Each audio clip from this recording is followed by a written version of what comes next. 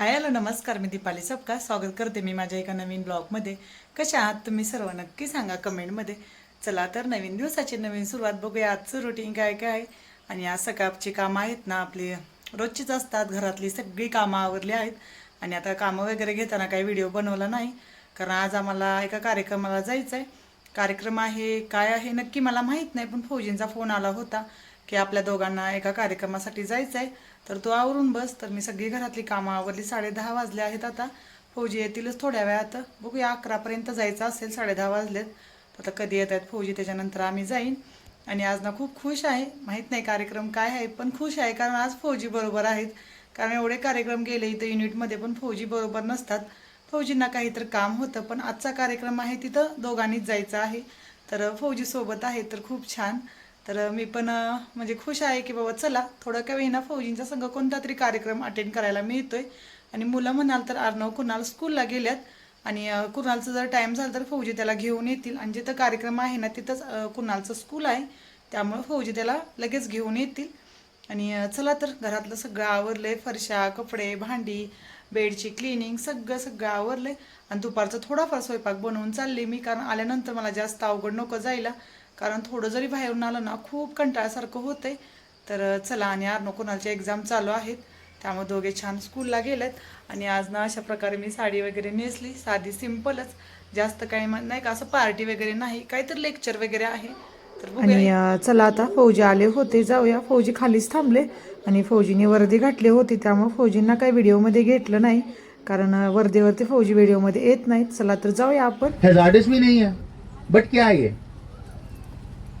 E waste हमारा सारा वो waste रहता है जिसमें अगर मैं आपको बताऊं इसमें बड़े छोटे लेवल पे कॉपर भी यूज हुआ होता है, गोल्ड भी यूज हुआ होता है, सिल्वर भी यूज हुआ होता है. और अगर ये एक सही रिसाइकलिंग यूनिट तक पहुंचेगा तो इसमें से गोल्ड भी एक्सट्रैक्ट हो सकता है, चाहे वो बड़ा छोटा सा होगा. इसमें से सिल्वर भी एक्सट्रैक्ट हो सकता है, सिलिकॉन भी एक्सट्रैक्ट हो सकता है. तो जो ऐसा वेस्ट जिसमें पॉजिटिव और नेगेटिव टर्मिनल हो, पॉजिटिव और नेगेटिव टर्मिनल समझ रहे हैं, जिसमें अगर किसी में पॉजिटिव और नेगेटिव टर्मिनल नहीं है तो वो ई वेस्ट की कैटेगरी में नहीं है. जैसे आपकी डाटा केबल, जो आपकी चार्जर की केबल है, उसका कोई पॉजिटिव नेगेटिव नहीं है.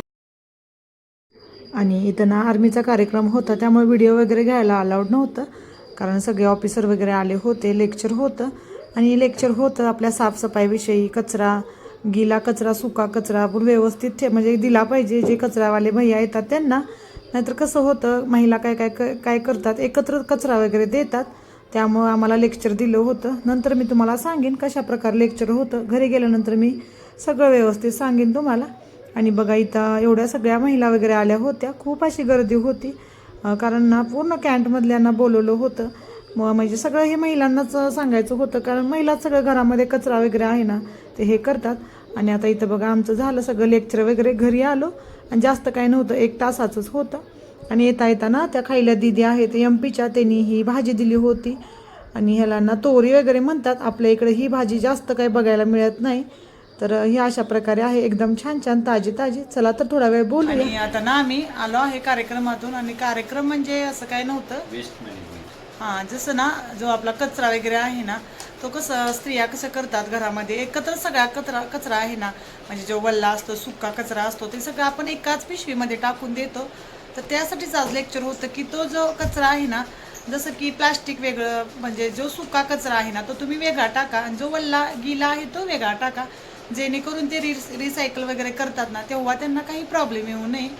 तर ह्या सगळ्याबद्दल लेक्चर होतं. आणि हे सगळं काम कसं महिलाच करतात त्यामुळे महिलांना जास्त करून महिलांना बोलवलं होतं. आणि मग सांगितलं सगळं की बाबा कसं तुम्ही म्हणजे काय काय करू शकता. जे तुमचं खाद्यपदार्थाचं वगैरे आहे जर तुम्ही तुमच्या इथं गाय म्हैस असलं तर त्याला देऊ शकत असला तर देऊ शका, नसला तर तुम्ही त्याला एखाद्या पिशवीमध्ये ठेवा. आणि प्लास्टिक वगैरे कसं आहे रोजच्या रोज नाही दिलं तर चालेल, पण जो वल्ला कचरा आहे ना तो घरातून रोजच्या दिला पाहिजे कारण वल्ला कचऱ्याचा कसा वास वगैरे येतो पण प्लास्टिकचा वगैरे वास येत नाही. त्याला आपण 1 आठवडाभर जरी साठवून एखाद्या मोठ्या पिशवीमध्ये ठेवून दिलं तरी चालेल, जेणेकरून कसं रोजच्या रोज कचरा आपला जास्त पण होणार नाही. आणि जिथं ते नेतात ना रिसायकल वगैरे करायला तिथं त्यांना जास्त प्रॉब्लेम येतात की वल्ला कचरा एकत्र असला ना तर ते सगळाच कचरा वेस्ट होऊन जातं. आणि सुक्या कचऱ्यापासून ना भरपूर असं काय काय बनवलं जातं आजकाल. जे आपण फायबर म्हणतो ना, फायबरच्या उसूच्या वगैरे असतात ना, ज्या आपल्या कोल्ड्रिंकच्या पाण्याच्या बॉटल असतात ना, त्याच्यापासूनच ते फायबरच्या उसूच्या वगैरे बनवले आहेत. मला पण आजच कळालं, तर म्हटलं चला तुमच्यावर शेअर करतो. आणि बघा आपण बघतो ना ट्रेनमध्ये वगैरे असं बॉटल्स वगैरे म्हणजे गोळा करून घेऊन जातात एखाद्या बॅग म्हणजे बोरीमध्ये वगैरे टाकून. तर मी विचार करतो ते कशाला नेत असतील, पण ह्याला परत रिसायकल करून ते आपल्याला परत आपल्या जीवनामध्ये त्याचा काही ना काहीतरी उपयोग होतोय.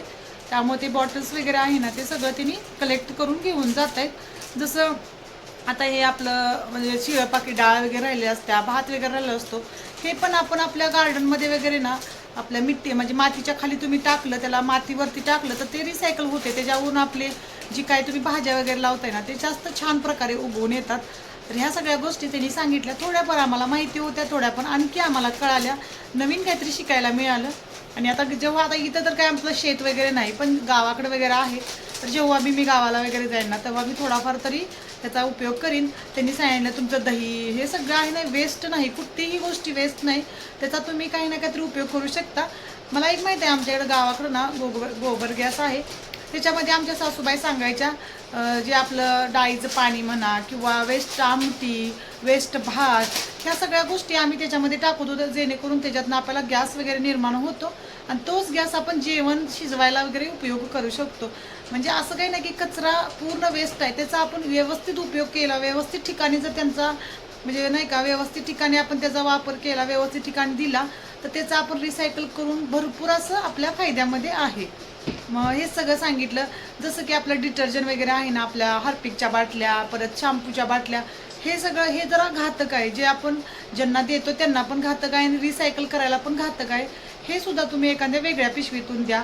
सगळ्या परत चार्जर वगैरे आहे ना, हे सुद्धा घातक आहे, कारण माहीत नाही कशा त्या चार्जरच्या आतमध्ये काय तर बॅटरी असेल, त्याचा स्फोट होऊ शकतो. आणि जे कचरा घेऊन जात आहेत ना, त्यांच्या जीवाशी खेळलं जाईल, त्यांना काहीतरी त्रास होईल. परत ही डिटर्जंट वगैरे आहेत ना, ते हात लावतात, ते काय किती जर त्यांनी त्याची काळजी घेतली तरी पण ते कधी नाही कधी हात त्यांचा लागतोच, कारण ते कचरा उचलतायत म्हटल्यावर थोडंफार त्यांचा हात लागतोच. मग त्यामुळे तुम्ही त्यांना सांगा की हे डिटर्जंटचं वगैरे आहे. परत इथं काय काय जण गवत वगैरे येते ना, त्यासाठी औषध वगैरे मारायसाठी औषध आणतायत, ते सुद्धा आपण थोडंफार उपयोग करतो आणि फेकून देतो. परत आपण औषध वगैरे आणतो बघा, 1-2 दिवस झाला आपण बरं होतो, नंतर औषध राहिलेले असतात असेच फेकून देतो. पण ते काय काय औषध असे असतात ना, त्याच्यामुळं पण मध्ये जे कचरा नेत आहेत ना, त्यांना इफेक्ट होऊ शकतो, ते आजारी पडू शकतात, त्यांच्या जीवाशी खेळलं जाईल. हे सगळं व्यवस्थित सांगितलं त्यांनी आणि खूप छान प्रकारे लेक्चर होतं. आम्ही तिथं काही व्हिडिओ घेतला नाही, कारण तिथं मोठमोठे ऑफिसर आले होते, मॅडम लोक आले होते, त्यामुळे व्हिडिओ घ्यायला काही अलाउड नव्हता. पण जेवढं मला काही माहीत आहे ना, तेवढं मी तुम्हाला सांगितलं. आणि तुमच्या पण कुठं कचरा वगैरे असेल ना, तर तुम्ही पण हा प्रयत्न करा की गिला कचरा वेगळा आणि सुका कचरा वेगळा, कारण जेणेकरून ते काय करतात, सुका कचऱ्यापासून काहीतरी नवीन बनवतील आणि आपल्याला ठरवलं आहे की उपयोगी सुका आणि होईल. गिला कचरा वेगवेगळा द्यायचा. आणि मी तुम्हाला पण सांगू इच्छितो, तुम्ही पण असंच करा. कारण जर काहीतरी फायद्याचं होत असेल तर आपण आपल्या म्हणजे देशाला काहीतरी सहकार्य करावं, जेणेकरून थोडंफार तरी ते उपयोगी होईल. आपण घरात बसून पण हे करू शकतोय, तर आपण का नाही करायचं. मी तर ठरवलं आहे बाबा, चला सर्वांना माझ्या आसपडोस जे आहेत ना, त्यांना पण मी सांगेन आणि मी तुम्हाला पण सांगत आहे. आणि त्याच्यापासून जर काही नवीन होत असेल, आजकाल प्लास्टिकच्या ह्याच्यापासून रस्तेसुद्धा बनवत आहेत, तर खूप असं छान छान करत आहेत, तर आपण त्यांना साथ दिली पाहिजे आणि आपल्या देशाला म्हणजे पुढं नेलं पाहिजे. तर अशा प्रकारे तुम्ही पण सर्वांना साथ द्या आणि व्यवस्थित कचरा म्हणजे देत जावा वेगवेगळ्या पिशवीमध्ये. चला, आजचा व्हिडिओ माझा असा होता. आजचा व्हिडिओ कसा वाटला नक्की सांगा कमेंटमध्ये. व्हिडिओ आवडला तर छोट्याने खूप सगळं प्रेम करा, मोठ्याने खूप सगळा आशीर्वाद द्या. Okay, bye. जय महाराष्ट्र.